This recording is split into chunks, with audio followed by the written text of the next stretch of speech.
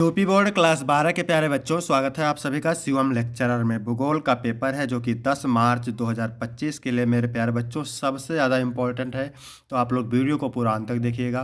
पूरा पेपर एकदम अच्छे से आंसर के साथ आपको बताने वाले हैं। समय 3 घंटे 15 मिनट होता है और पूर्णांक मेरे प्यारे बच्चों 70 का होता है। यहाँ पर थोड़ा सा निर्देश देख लेते हैं। प्रारंभ के 15 मिनट परीक्षार्थियों को पेपर पढ़ने के लिए निर्धारित है।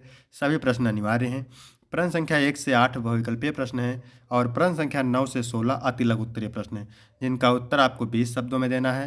प्रश्न संख्या 17 से 22 तक लघु उत्तरीय प्रश्न हैं, जिनका उत्तर आपको 50 शब्दों में, तथा प्रश्न संख्या 23 से 24 विस्तृत उत्तरीय प्रश्न हैं, जिनका उत्तर आपको 150 शब्दों में देना है। और प्रश्न संख्या 25 से 26 मानचित्र कार्य हैं। सभी प्रश्नों के निर्धारित अंक उसके सामने अंकित हैं। उपयुक्त रेखा मानचित्रों एवं आरेखों से अपने उत्तरों की पुष्टि कीजिए। तो सभी लोग वीडियो को कर देंगे लाइक, चैनल पर नए होंगे चैनल को सब्सक्राइब कर देंगे, वीडियो को शेयर कर देंगे। चलिए शुरू करते हैं। सबसे पहले बहुविकल्पीय प्रश्न, इसमें मेरे प्यारे बच्चों प्रश्न नंबर 1 है, मानव भूगोल मानव समाज और धरातल के बीच संबंधों का संश्लेषित अध्ययन है। या कथन निम्न में से किसका है? रेड जेल का, एलन सी सैम्पुल का, डी लाप्लास का, कार्ल सावर का। तो मानव भूगोल मानव समाज और धरातल के बीच संबंधों का संश्लेषित अध्ययन है या कथन है मेरे प्यारे बच्चों रेड जेल का। आपका ऑप्शन करेक्ट हो जाएगा। इसके बाद प्रश्न नंबर 2 है, क्या कह रहा है? जनसंख्या अधिक होने के लिए निम्न में से कौन सा कारक उत्तरदायी है? इन स्थानों की जलवायु अनुकूल होती है, बिल्कुल। इन स्थानों पर उपजाऊ मृदा तथा जल सुलभ है। इन स्थानों पर उपजाऊ मृदा तथा जल सुलभ है, बिल्कुल। इन स्थानों पर कृषि, उद्योग, व्यापार, परिवहन तथा संचार की सुविधा उपलब्ध है। तो यहाँ पर ए ऑप्शन, घा ऑप्शन से हो जाएगा ए सभी। जनसंख्या अधिक होने के लिए निम्न में से कौन सा कारक उत्तरदायी है? तो ये सभी कारक उत्तरदायी होते हैं। तो आपका घा ऑप्शन सही हो जाएगा। अगर मेरे प्यारे बच्चों आपको इसका पीडीएफ चाहिए तो डिस्क्रिप्शन में टेलीग्राम की लिंक मिल जाएगी, वहाँ से आप टेलीग्राम ज्वाइन कर लेंगे, आपको पीडीएफ मिल जाएगा। इसके बाद पाल स्ट्रीटेन ने विकास के कितने कारणों की पहचान की है? तो 4 कारणों की पहचान की है। पाल स्ट्रीटेन ने विकास के 4 कारणों की पहचान की है। इसके बाद है प्रश्न नंबर 4 मेरे प्यारे बच्चों, निम्न प्रदेशों में से किस में विस्तृत वाणिज्य अनाज कृषि नहीं की जाती है?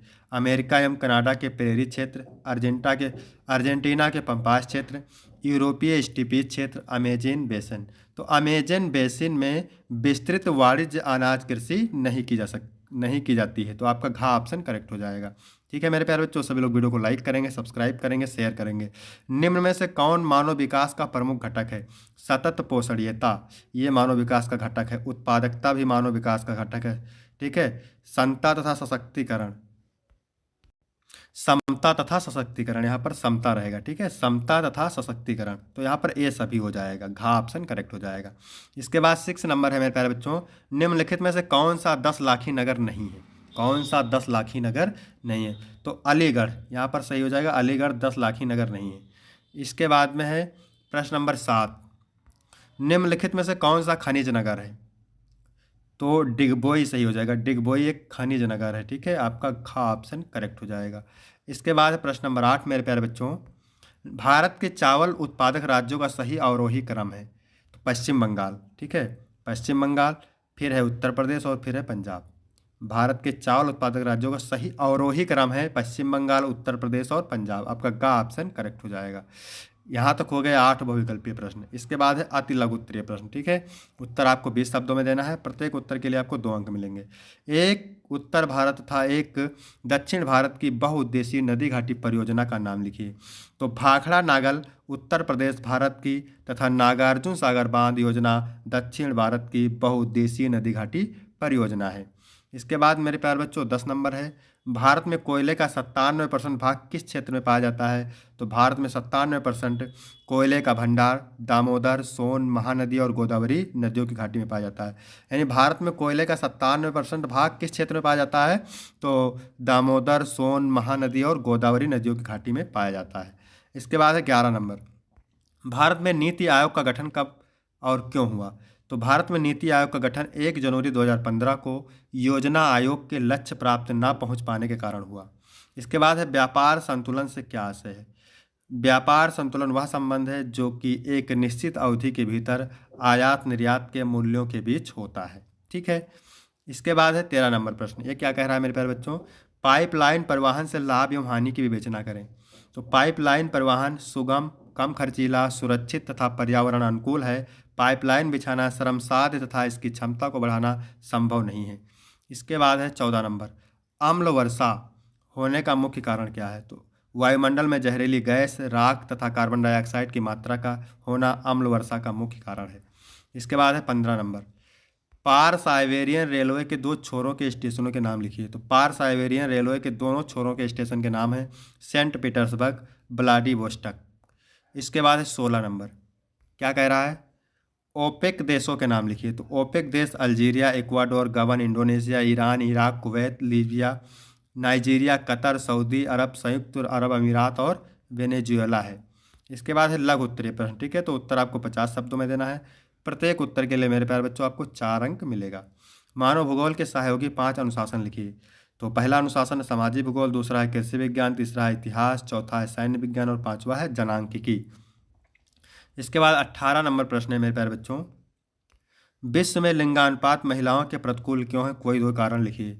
तो जिन प्रदेशों में लैंगिक भेदभाव होता है उनमें लिंगानुपात प्रतिकूल होता है। इसके निम्नलिखित कारण है: स्त्री भ्रूण हत्या की प्रथा, स्त्री शिशु प्रथा की हत्या, स्त्रियों के प्रति घरेलू हिंसा, स्त्रियों के सामाजिक आर्थिक स्तर का निम्न होना। इसके बाद मेरे प्यारे बच्चों 19 नंबर है, क्या कह रहा है? भारत में किन्हीं 3 प्रमुख खनिज पेटियों के नाम लिखिए। तो भारत में प्रमुख 3 खनिज पेटियों के नाम निम्न है। पहला है छोटा नागपुर खनिज पेटी, इसमें झारखंड, उड़ीसा, पश्चिम बंगाल में फैली हुई है। लौह अयस्क, कोयला और अमरक के लिए भी प्रसिद्ध है। धात्विक खनिज पेटी राजस्थान और मध्य प्रदेश में स्थित, जैसे तांबा, जस्ता और सीसा के लिए जानी जाती है। इसके बाद है दक्षिण खनिज पेटी, कर्नाटक, तमिलनाडु और आंध्र प्रदेश में सोना, बॉक्साइट और लौह अयस्क के लिए महत्वपूर्ण है। इसके बाद है 20 नंबर, चलवासी कृषि की मुख्य विशेषताओं का वर्णन कीजिए। चलवासी कृषि यानी झूम कृषि की मुख्य विशेषताएं निम्न है। यह आदिवासी समुदायों द्वारा वनों में की जाती है, ठीक है। जो चलवासी कृषि होती है आदिवासियों द्वारा किसमें की जाती है? वनों में। भूमि को साफ करने के लिए वनों को जलाते हैं लोग। कुछ वर्षों तक खेती करने के बाद भूमि को क्या करते हैं? छोड़ देते हैं। मुख्यतः ज्वार, बाजरा और कंद फसलें इसमें उगाई जाती हैं। इसके बाद है यह अस्थायी और पारंपरिक कृषि पद्धति है, ठीक है। मेरे प्यारे बच्चों, सभी लोग वीडियो को लाइक करेंगे, शेयर करेंगे, बहुत ही इंपॉर्टेंट है। विश्व के प्रमुख समुद्री मार्गों का उल्लेख कीजिए। तो विश्व के प्रमुख समुद्री मार्ग निम्नलिखित हैं। पहला है पनामा नहर मार्ग। तो पनामा नहर मार्ग जो है अटलांटिक और प्रशांत महासागर को जोड़ता है। दूसरा है सुएज नहर मार्ग, यूरोप और एशिया के बीच सबसे छोटा मार्ग है।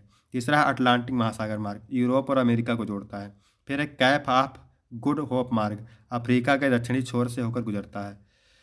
मालक्का जल डमरू मध्य मार्ग, एशिया और ऑस्ट्रेलिया के बीच व्यापार के लिए महत्वपूर्ण है। फिर है 22 नंबर, क्या कह रहा है? भारत में साझा संपत्ति संसाधनों की किन्हीं 3 विशेषताओं को स्पष्ट करें। भारत में साझा संपत्ति संसाधनों की 3 मुख्य विशेषताएं निम्न हैं। पहली विशेषता है सामूहिक उपयोग, ठीक है। ये संसाधन किसी एक व्यक्ति के बजाय समुदाय द्वारा साझा किए जाते हैं, जैसे चारागाह, वन और जलाशय। दूसरा है पारंपरिक प्रबंधन, इनका प्रबंधन स्थानीय समुदाय द्वारा नियमों और परंपराओं के अनुसार किया जाता है। तीसरा है अधिकारों की अस्पष्टता, कानूनी अधिकार स्पष्ट न होने के कारण इन संसाधनों का अत्यधिक दोहन और क्षय होने की संभावना रहती है। इसके बाद है दीर्घ उत्तरीय प्रश्न, ठीक है। तो उत्तर आपको 150 शब्दों में देना है। प्रत्येक उत्तर के लिए आपको 6 अंक मिलेंगे। तो यहाँ पर 23 नंबर प्रश्न क्या कह रहा है मेरे प्यारे बच्चों? डेयरी कृषि का क्या महत्व है? इसे नगरीय तथा औद्योगिक केंद्रों के निकट क्यों स्थापित किया जाता है? तो डेयरी कृषि का महत्व, डेयरी कृषि दुग्ध उत्पादन से जुड़ा एक महत्वपूर्ण कृषि प्रणाली है जो पोषण, रोजगार और आर्थिक विकास में योगदान देती है। यह ताज़ा दूध, मक्खन, पनीर, दही, घी आदि उत्पादों की आपूर्ति सुनिश्चित करती है। डेयरी उद्योग कृषि आधारित अर्थव्यवस्था को मजबूती देता है और छोटे किसानों के लिए आय का एक स्थिर स्रोत प्रदान करता है। इसके अलावा यह खाद्य सुरक्षा में भी महत्वपूर्ण भूमिका निभाता है। इसके बाद है नगरों और औद्योगिक केंद्रों के निकट स्थापना के कारण। डेयरी कृषि को नगरों और औद्योगिक केंद्रों के पास स्थापित करने के प्रमुख कारण निम्न है। पहला, उच्च मांग, शहरी क्षेत्रों में दूध और दुग्ध उत्पादों की अधिक मांग होती है। इसके बाद है कमी समय, दूध जल्दी खराब होने वाला उत्पाद है, इसलिए उपभोक्ताओं तक तेजी से पहुंचाना आवश्यक होता है। आधुनिक प्रसंस्करण सुविधा, उद्योगों के पास डेयरी उत्पादों के प्रसंस्करण और वितरण के लिए बेहतर बुनियादी ढांचा होता है। फिर है बाजार की निकटता, इससे परिवहन लागत कम होती है और किसानों को अधिक लाभ मिलता है। इसके बाद है अथवा करके 2 पूछता है, 1 करना रहता है, तो इसको भी देखते हैं। सड़क परिवहन क्या है? सड़क परिवहन का महत्व बताइए। सड़क परिवहन लोगों और सामानों को एक स्थान से दूसरे स्थान तक पहुंचाने का एक प्रमुख साधन है। यह लचीला, सुलभ और सुविधाजनक परिवहन प्रणाली है जो शहरों, गांवों और दूर दराज के क्षेत्रों को जोड़ती है। सड़क परिवहन का महत्व बहुत अधिक है। यह आर्थिक विकास को बढ़ावा देता है, व्यापार और उद्योगों के लिए आवश्यक वस्तुओं की आपूर्ति सुनिश्चित करता है तथा रोजगार के अवसर प्रदान करता है। आपातकालीन सेवाओं जैसे चिकित्सा, अग्निशामक और पुलिस सहायता के लिए यह अत्यंत उपयोगी है। इसके अलावा पर्यटन को बढ़ावा देने, सामाजिक संपर्क बढ़ाने और ग्रामीण क्षेत्रों के विकास में भी इसकी महत्वपूर्ण भूमिका है।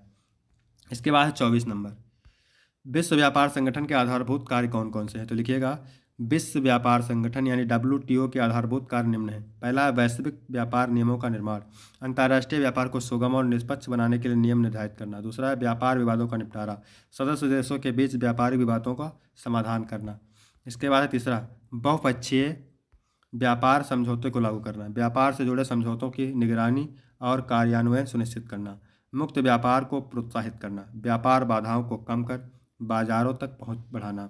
विकासशील देशों की को सहायता, आर्थिक विकास के लिए तकनीकी सहायता और प्रशिक्षण प्रदान करना। इसके बाद 6 नंबर है व्यापार नीति की निगरानी, सदस्य देशों की व्यापार नीतियों की समीक्षा और मूल्यांकन करना। WTO का मुख्य उद्देश्य वैश्विक व्यापार को स्थिर, पारदर्शी और लाभदायक बनाना है। इसके बाद अथवा करके इसमें पूछता है 2 एक करना रहता है। तो क्या है? भारत में श्रमजीवी जनसंख्या के संगठन का वर्णन कीजिए।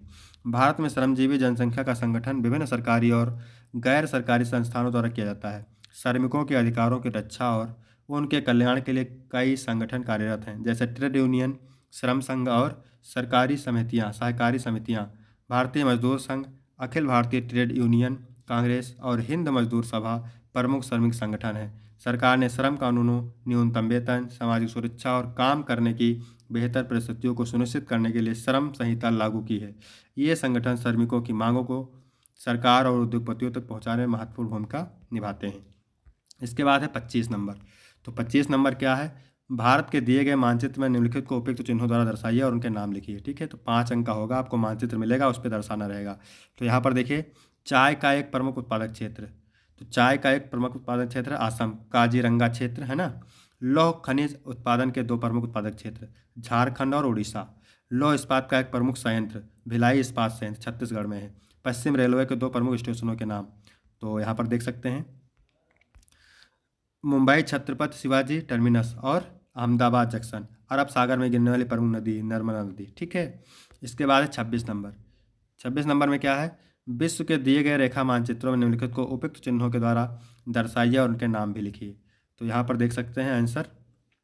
ठीक है, वाणिज्यिक पशुपालन का प्रमुख क्षेत्र, पंपास घास भूमि, अर्जेंटीना, दक्षिण अमेरिका। एक पार महाद्वीपीय रेल, ट्रांस साइबेरियन रेलवे। एक आसियान देश, थाईलैंड, इंडोनेशिया, मलेशिया। यूरोप का प्रमुख सागर बंदरगाह, नीदरलैंड्स। चीन का प्रमुख कोयला उत्पादक क्षेत्र, साक्सी प्रांत। ठीक है, तो मेरे प्यारे बच्चों, यहाँ तक वीडियो कंप्लीट होता है। वीडियो कैसा लगा? वीडियो अच्छा लगा हो तो वीडियो को लाइक करेंगे, चैनल को सब्सक्राइब करेंगे। फिर मिलते हैं आपको अगले वीडियो में, तब तक के लिए जय हिंद, जय भारत।